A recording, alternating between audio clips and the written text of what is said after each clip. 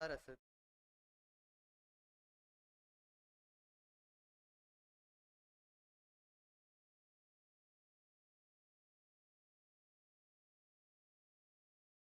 पद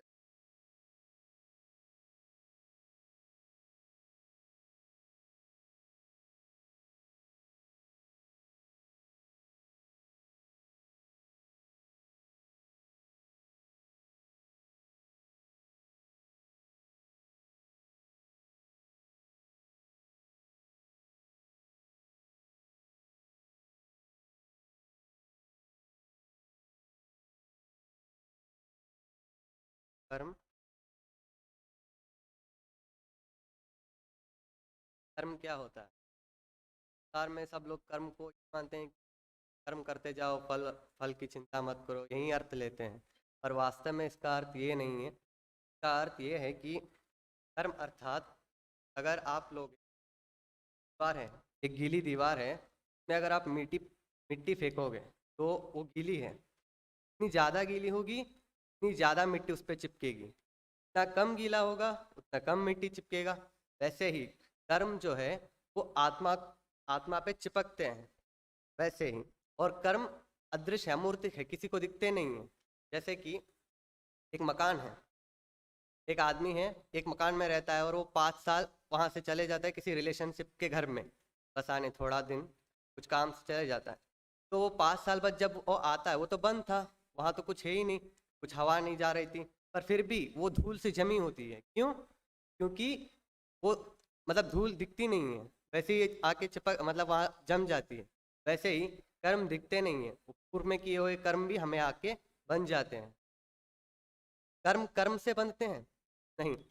हाँ, कर्म कर्म से ही बनते हैं, आत्मा से नहीं बनते, क्योंकि एक मूर्तिक एक अमूर्तिक को नहीं बांध सकता।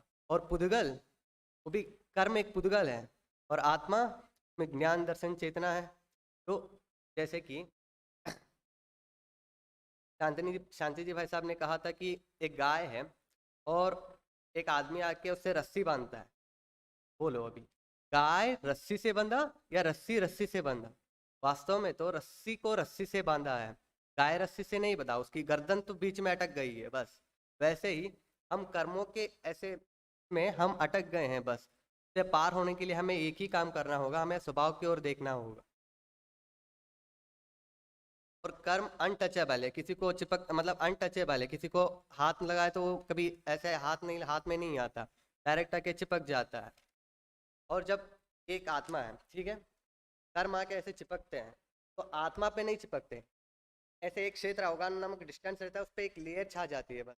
वो लेयर को ही हम क्या कहते हैं, कर्म बन गया ऐसे कह देते हैं। आपने देखा होगा कि संसार है, उसमें एक एक बच्चा रहता है जो बहुत पुरुषार्थ करता है, और पुरुषार्थ करते करते वो क्या होता है, एग्जाम आती है, एग्जाम देता है, फेल हो जाता है। बहुत पुरुषार्थ किया था। एक आदमी रहता है, पास हो जाता है, मतलब टॉप आता है। और चर्चा क्या होती है, एक एक ग्रुप ग्रुप हुआ होता है, वहाँ चर्चा कर रहे हैं, क्या कर रहे होते हैं पता है? कि चर्चा ये कर रहे होते हैं कि वो जो फेल हुआ आदमी था, अरे यार ये तो बहुत अच्छा आदमी था, बहुत मेहनत करता था, ये तो फिर भी कैसे फेल हुआ? अरे कोई बात नहीं, अगले अगली बार वही मेहनत करेगा ना तो और बेटर कर सकता है, पास हो सकता है और बहुत अच्छा कर सकता है। अगर वो दूसरी तरफ चर्चा दो करेंगे, वही आदमी तो जो टॉप की बात कर रहे होंगे, तो वो क्या करेंगे, अरे यार चलो हट, हमारे तो गली गली में टॉप घूमते हैं आजकल, ऐसे किसकी चिंता करें हम। तो क्या हो रहा है यहाँ, जिसकी प्रशंसा होना चाहिए उसकी निंदा हो रही है, और जिसकी निंदा होना चाहिए उसकी प्रशंसा हो रही है। सब कर्मों के अधीन है भैया। जब पुण्य क्रम जो पुण्य कर्म बनता है, जब पुण्य का बंध होगा, यश की यश यश कीर्ति की अभिलाषा मतलब उसे होगी, तो यश आएगी, अपने उदय से वो आ जाएगा। तो कोई चाहत नहीं है वैसे, सब कर्मों के अधीन है। परंतु कर्म हमें सुखी दुखी नहीं कर सकते, कर्म हमें सुखी दुखी नहीं कर सकते। हम सुखी दुखी अपने परिणामों से होते हैं। जैसे कि हम अपने स्वभाव को नहीं जानते, हम सुखी दुखी क्या करते हैं, उस कर्म जो बनते हैं, परिस्थितियाँ जो बनती है उसमें मोह राग द्वेष करके हम दुख भोगते हैं, मतलब उसमें दुखी होने लगते हैं। जैसे कि एक एग्जाम्पल लीजिए, एक पैरेट पैरेट होता है और एक पेड़ होता है, छोटी सी डाल में वो टंगा हुआ होता है। टंगा होने के बाद क्या होता है, एकदम से स्लिप होकर उल्टा लटक जाता है। उल्टा लटकने के बाद वो क्या सोचता है, बेचारा सोचता है कि अरे यार, मैं तो गिर रहा था, इस टहनी ने मुझे पकड़ लिया। अरे भैया, आप तो अपने अज्ञान के कारण पकड़े हैं। वहां से अगर छूटोगे ना, छोड़ दोगे ना, तो अपनी पंख के अनुसार तुम खुद हवा में उड़ सकते हो। ऐसा नहीं है कि तुम गिर जाओगे। तुम्हें आप, तुम्हारे अंदर जो शक्ति है वो उसे बाहर नहीं ला रहे हो, बस अपने कर्मों के आधीन से बंधे हो बस। और सच में आप बताइए कि कर्म बलवान है या आत्मा बलवान? इसका सीधा सा उत्तर है कि आत्मा बलवान है। ठीक है। जो आप कर्म बनते हैं, बंधने वाले भी आप ही हैं और उससे छूटने वाले भी आप ही हैं स्वयं। शास्त्रों में एक उदाहरण आता है कि एक बंदर रहता है। बंदर क्या करता है, रोज आके एक महिला होती है जो घर में रहती है, आके क्या करता है बंदर, आके उस एक कड़ा रहती है, उसमें चने भरे रहते हैं, तो वो अपना हार डालता है और चने निकाल के जाता रहता है रोज। एक दिन महिला क्या करती है, उस गड़े को बदल देती है। गड़े की जो जो अंदर डालने वाला होता है ना, उसको छोटा कर देती है, बस मतलब छोटा वाला रख देती है। दोबारा वो बंदर आता है, मैं हाथ डालता है, चने ऐसे दबोच लेता है, निकलता है, क्या करता है, मटकी में उसका हाथ फंस गया है। वो क्या सोचता है, वो ये सोचता है, अरे आज तो इस मटकी ने मुझे पकड़ लिया, मटकी ने आज तो मुझे पकड़ लिया, मैं तो चोरी कर रहा था, इस मटकी ने आज मुझे पकड़ लिया, अब मैं कैसे बचूंगा इस। वास्तव में तो वो अपने अज्ञान के कारण बंधा है, सोच ये रहा है कि मटकी ने मुझे पकड़ लिया। वैसे ही हमें आप में आत्मा के सन्मुख होकर जानना चाहिए। ठीक। आपको कर्म के संबंध में 3 पॉइंट बताता हूँ। कर्म जो संयोग मिलते हैं वो द्रव्य कर्म, भाव कर्म जो हम परिणाम करते हैं, और जो हम उसमें भाव कर्म को कंट्रोल करने की शक्ति होती है वो हमारी योग्यता का अनुसार होती है। जैसे कि अरे कर्म तो पार्श्वनाथ भगवान को भी नहीं छोड़ा, पार्श्वनाथ को भगवान को भी कर्म ने बांधा था, मतलब मगर वो कैसे छूटे? उन्होंने ये नहीं किया कि अरे कर्म आ गया, अब मैं रोते बैठ जाऊंगा, अब मैं कुछ काबिल नहीं कर पाऊंगा, ऐसा नहीं। उन्होंने तो किस तरफ देखा तक नहीं। उन्होंने क्या किया, बस अपने स्वभाव की ओर देखा, हम तो चुटकी में की धज्जियां उड़ गई। इसके बाद क्या होता है कि आपको इसके बारे में एक उदाहरण देता हूँ। इसमें एक सेठ और बनिया की उदाहरण है। बनिया, बनिया जानते होंगे सब लोग। एक वो दोनों दुश्मन रहते हैं, पक्का दुश्मन। क्या कहते हैं कि एक दिन बाजार जाते हैं, बाजार जाते वक्त एक दुकान रहता है, उस दुकान में जाकर बैठे रहते हैं, तो मतलब एक ही दुकान में खरीद रहे होते हैं। तो बनिया और सेठ की क्या होता है पता नहीं, पर लड़ाई हो जाती है। बनिया ने क्या करता है, बनिया ने सेठ को मारता है, सेठ को बनिया ने मारता है।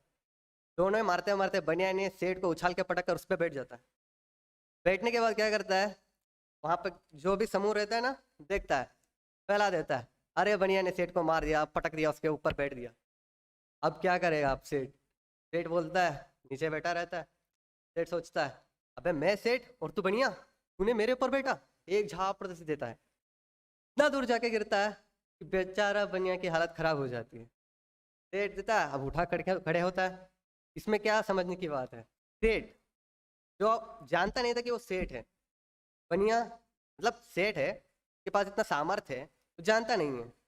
वैसे ही कर्म हमें बांध नहीं सकते, हमारे पास इतना सामर्थ्य है कि हम उसे तब उसकी छुट्टी छुड़ा सकते हैं। बस भावों को कंट्रोल करना हमें आना चाहिए, सब भावों के ऊपर ही रहता है मेन। जैसे कि अंतराय कर्म का उदय आपको पता नहीं होगा, मैं बाद में उसे एक्सप्लेन कर दूंगा। ठीक है। कर्म के 3 प्रकार होते हैं, आपको मुख्य समझना है 3 प्रकार। एक द्रव्य कर्म, दूसरा भाव कर्म, इस हाँ, द्रव्य कर्म, नव कर्म और भाव कर्म।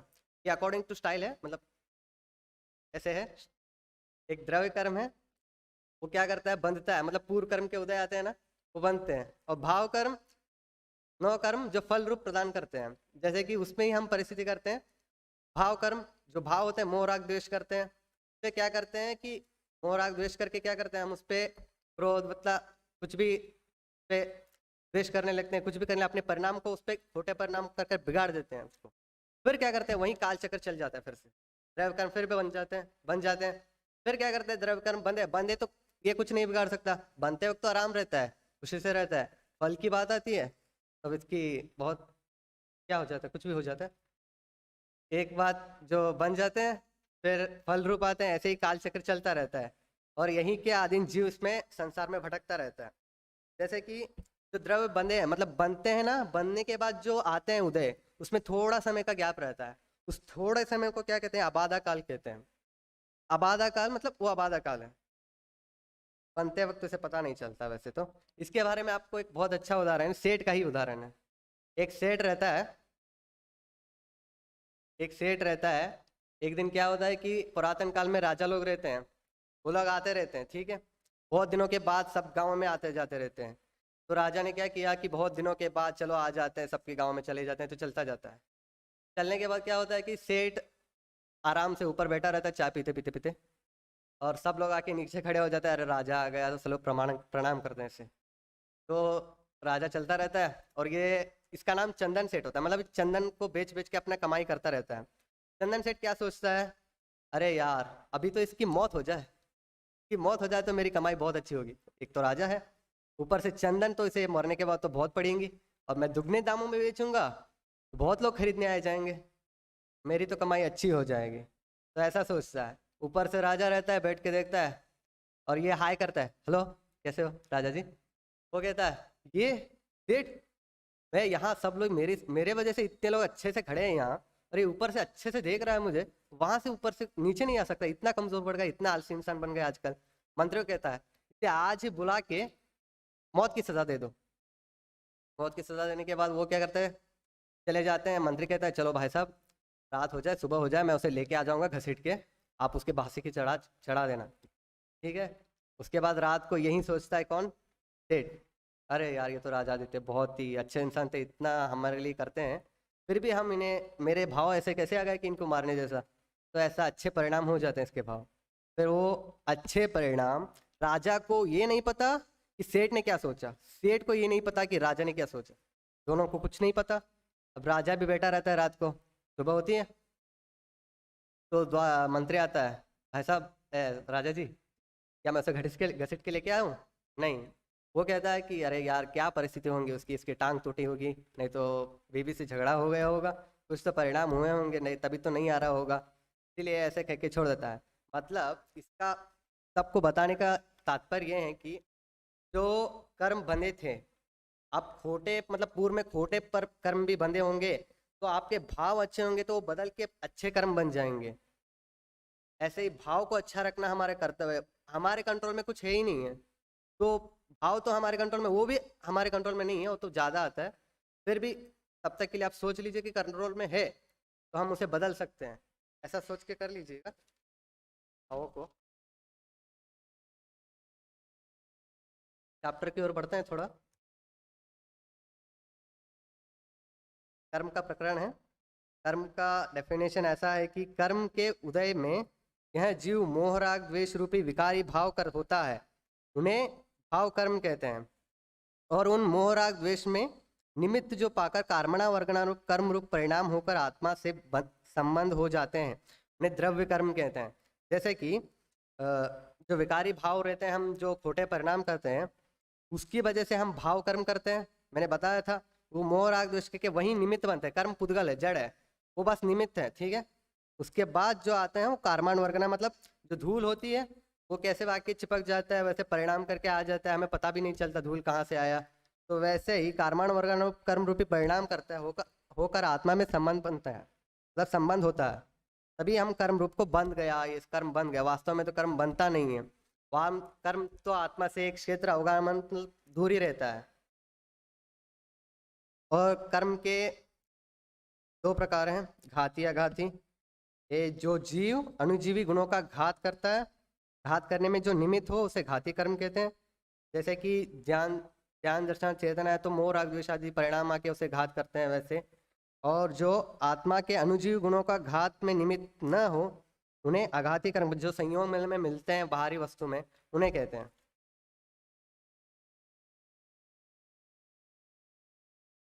भाई साहब ने एक प्रकरण बताया था कि कर्म के काल चक्र में, शांति जी भाई साहब ने समय सार में एक गाथा चली थी कर्म के काल चक्र में, उसे एक थोड़ा सा दोहरा देता हूँ।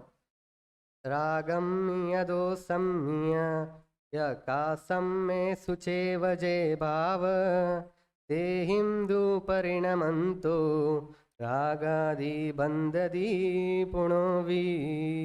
रागम यदो सम्य कसायकम में सुचे वजो भाव ते हिंदू परिणमंतो रागादि बंददे चेदा। मतलब इस श्लोक में अर्थ ये बताया गया है कि जो जीव होता है वो राग द्वेष परिणाम करता है, वहीं कशाम कर्मों को होने से जो उदय आते हैं, वहीं भाव कर्म को जो बनता है, वहीं राग द्वेष फिर से करता है, वहीं फिर से बनता है, ऐसे ही रोटेशन चलती रहती है। तो इस श्लोक में इतना बताया है, मैं तो इतना समझा हूँ, इसमें विस्तार से दिया गया, आप जाके देख लेना। प्रकरण पे बढ़ते हैं थोड़ा।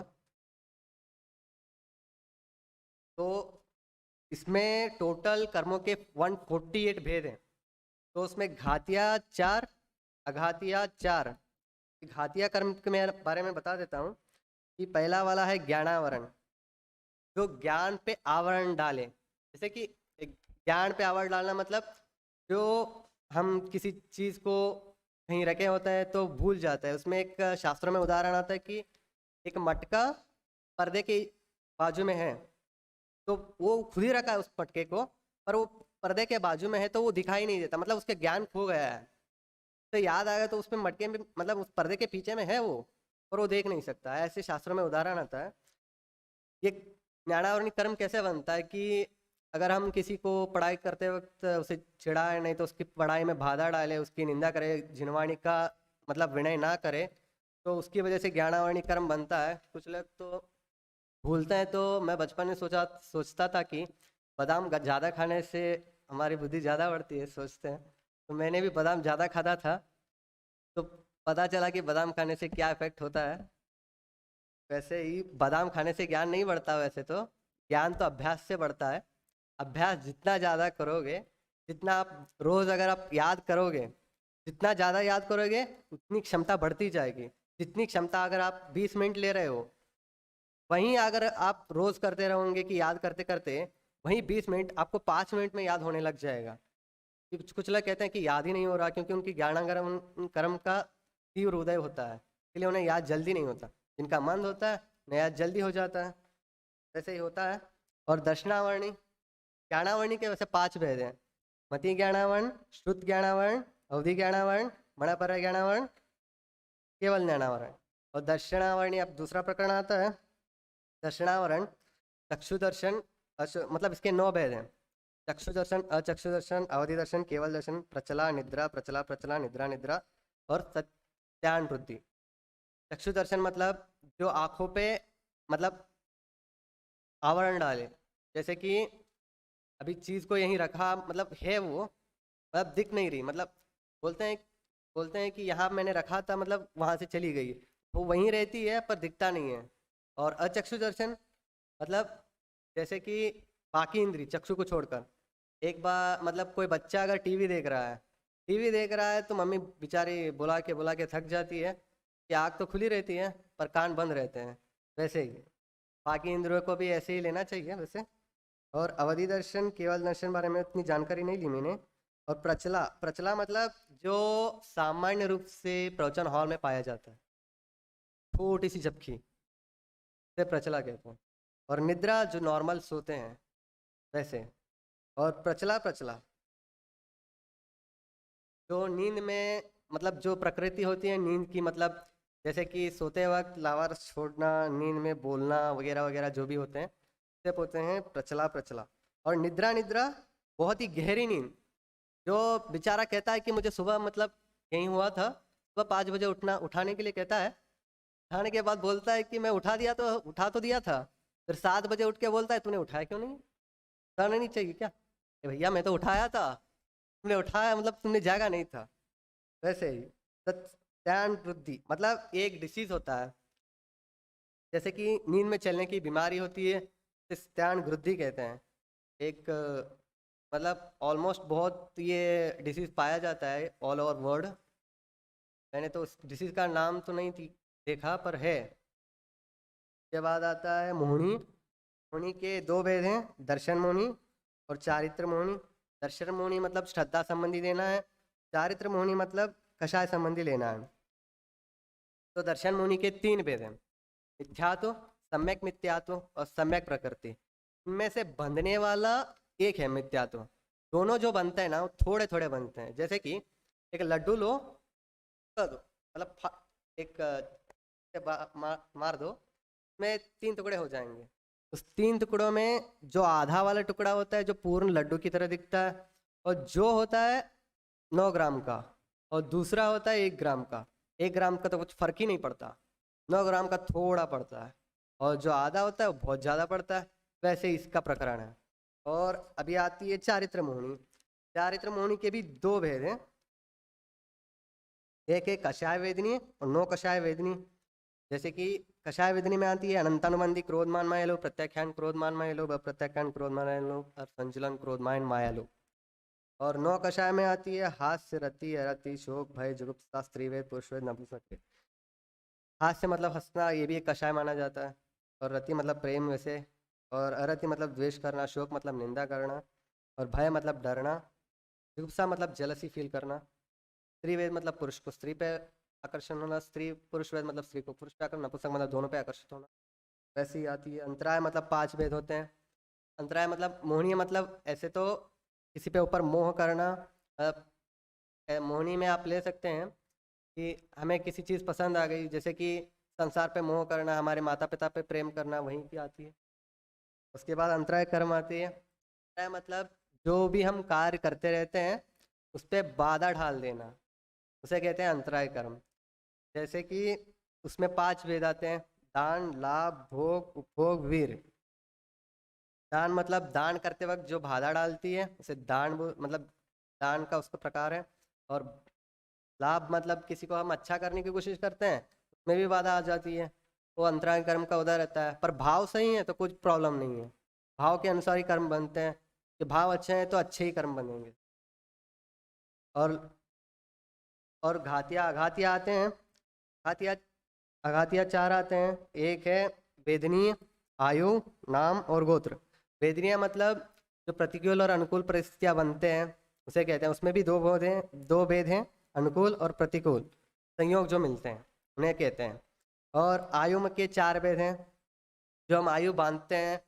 जैसे कि उसमें 4 आयु हैं, मनुष्य मतलब मनुष्य आयु, तिर्यंच आयु, नरक आयु और देव आयु।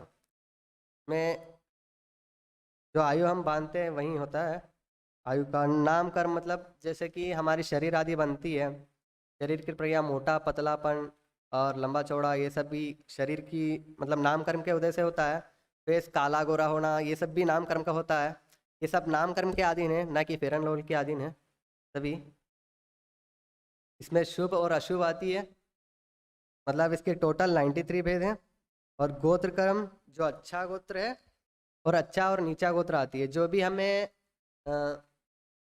जो प्राप्त होती है, मतलब कुल वगैरह अच्छा कुल प्राप्त होता है। मतलब अभी किसी को बड़प्पन पे मतलब जन्म होते हैं, किसी पे अच्छा मतलब रिच पीपल्स पे जन्म होता है, तो वो गोत्र कर्म के अधीन होता है। और शास्त्रों में इन 8 कर्मों का 8 उदाहरण दिया है। पहला ज्ञानावरण, जो मैंने आपको पर्दे का कहा, जैसे कि एक पर्दा है के बाजू में एक मटका है, ऐसा उदाहरण है पर्दे का। और दर्शन मोहिनी का द्वारपाल का उदाहरण है। द्वारपाल मतलब एक राजा होता है, द्वारपाल खड़ा है, कोई दर्शन करने, राजा को दर्शन करने आ रहा है, द्वारपाल उसे नहीं छोड़ता, मतलब दर्शन करने में उसने बाधा डाल दी, तो इसे कहते हैं, मतलब शास्त्रों में ही आता है। और मोहिनी कर्म के लिए शराबी का एग्जाम्पल आता है, मोह महामद पियो नादि, भूल आपको भ्रमतवादी। तब शराब पी के वो कुछ भी भूल जाता है, कुछ भी याद नहीं रहता से, मुंह रूपी मद को पी पर वो सब कुछ भूल जाता है वैसे। और अंतराम अंतराय कर्म के लिए खजांची का उदाहरण आता है। खजांची मतलब किसी राजा ने अगर मान लो कि दान देने का अगर उसे भाव आया, तो खजांची क्या करता है, खजांची का काम ही होता है पैसे बचाना, तो वो उसमें आके टांग अड़ा देता है बीच में। तो ये उदाहरण है। और वेदनीय कर्म का उदाहरण है शहद के लिपटे हुए तलवार के। शहद में एक तलवार में शहद मतलब तलवार है, उसमें शहद लिपटा हुआ है, अगर कोई आदमी उसे चखेगा तो उसे मीठा भी लगेगा और कट जाने पर दुख भी होगा, तो ये उदाहरण है। और आयु कर्म का काट काट का यंत्र, जो पुराने जमाने क्या करते थे कि यंत्र बना देते थे प्राणियों को पकड़ने के लिए, अगर कोई प्राणी आकर उस पे पैर डाल देगा तो एकदम से उसे पकड़ लेता था। तो वैसे ही जो आयु कर्म होती है, हम बांध देते हैं जब तक वो छोड़ता नहीं है प्राणी को, वैसे ही हम आयु कर्म पे बंधे रहते हैं, बांध देता है, छूटते नहीं है जब तक आयु कर्म पूरी नहीं हो जाती। के बाद आती है नामकरण। नामकरण के लिए उदाहरण दिया है चित्रकार का। चित्रकार मतलब चित्रकार क्या करता है कि पुराने ज़माने में, ऐसे आजकल तो फोटो है, वैसे तो फोटो नहीं होते थे पुराने ज़माने में। चित्रकार क्या करते थे कि चित्र को बना देते थे हूबहू जैसा था वैसे ही। ऐसे ही मतलब चित्रकार एक तो बना देता था चित्र, अगर वही चित्र कितना भी कुशल चित्रकार क्यों ना हो, वही चित्र अगर दोबारा बनाने के लिए कहे तो वो बना नहीं पाता, कुछ तो मिस्टेक हो जाती है उसमें। तो वहीं वो कहता है कि चित्रकार का उदाहरण है इसमें। वैसे ही अगर हम आप देखते होंगे कि कोई जुड़वा भी पैदा हो ना, तो आप उसे करीबी से देखेंगे तो भी उसमें कुछ तो डिफरेंस होता है। वैसा ही गोत्र कर्म का उदाहरण दिया था। हाँ, गोत्र कर्म का उदाहरण दिया था कि कुमार का घड़ा मतलब कुमार का घड़ा, जो कुमार घड़ा बनाता है वो एक बार बड़ी भी हो जाती है और छोटी भी हो जाती है। वैसे ही गोत्र कर्म मतलब एक अच्छा गोत्र भी बांध लेता है और नीचा गोत्र भी बांध लेता है। के साथ मेरी वाणी को विराम करता हूँ। जय जिनेन्द्र।